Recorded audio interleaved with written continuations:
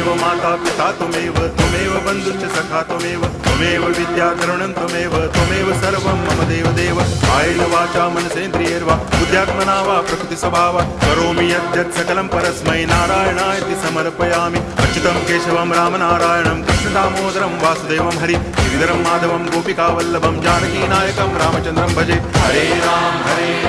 Ram